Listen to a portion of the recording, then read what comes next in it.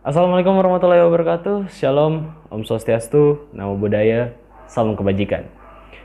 Kami dari kelas 10 MIPA 4, perkenalkan nama saya Dionysius Kevin Marcelo, dan ini adalah anggota-anggota kelompok saya. Hai, saya Gladys Felicia Putri Lodeng. Hai, perkenalkan nama saya Audrey Sifra Patiyung. Hai, saya Dea Amelia.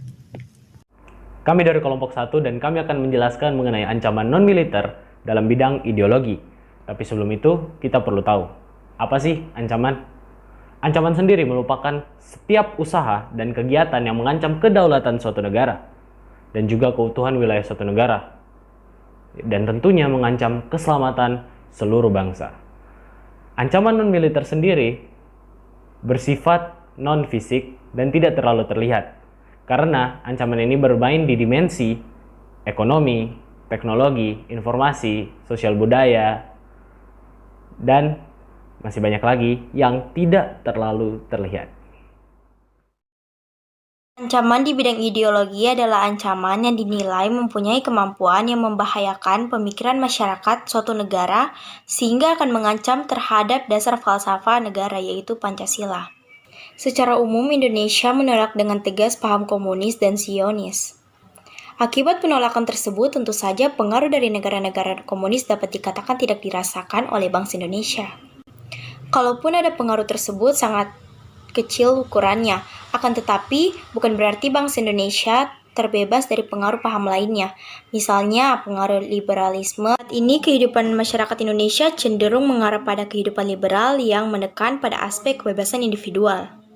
Sebenarnya liberalisme yang didukung oleh negara-negara barat tidak hanya mempengaruhi bangsa Indonesia, akan tetapi semua negara di dunia. Hal ini sebagai akibat dari era globalisasi. Saya akan melanjutkan penjelasan dari Gladys tentang ancaman di bidang ideologi. Di era sekarang, yaitu era globalisasi, banyak masyarakat di Indonesia meyakini bahwa liberalisme dapat membawa kita kepada kemakmuran dan kemajuan.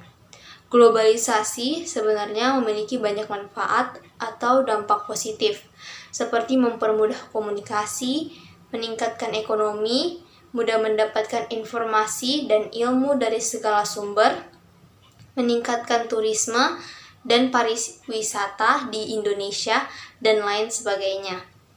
Tetapi tidak sedikit dari masyarakat di Indonesia justru mengambil hal-hal yang negatif dari globalisasi seperti gaya hidup yang mewah, pergaulan bebas, dan bahkan seks bebas.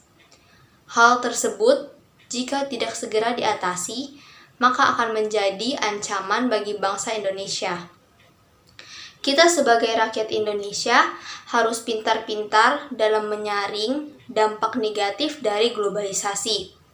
Saat ini, jangan mudah dipengaruhi oleh ideologi luar yang belum tentu berdampak positif bagi kita dan orang lain di sekitar kita. Contoh-contoh ancaman dari bidang ideologi, bentuk ancaman itu ada dua, dari luar dan dari dalam. Dari luar terdapat adu domba yang dilakukan oleh pihak asing, perang dingin antara Uni Soviet, maksudnya berbagai kebudayaan dan paham baru dari luar. Dan yang dari dalam, munculnya berbagai aliran sesat di Indonesia, sikap mau menang sendiri dalam masyarakat suatu negara, kurangnya kecintaan terhadap produk dalam negeri. Ada beberapa strategi untuk mencegah ancaman dalam bidang ideologi.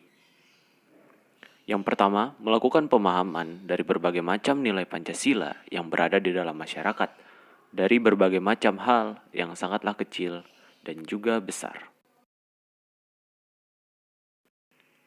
Yang kedua, melakukan peningkatan dari ketahanan masyarakat yang berada di dalam untuk melaksanakan beberapa macam usaha pemecahan yang berasal dari luar.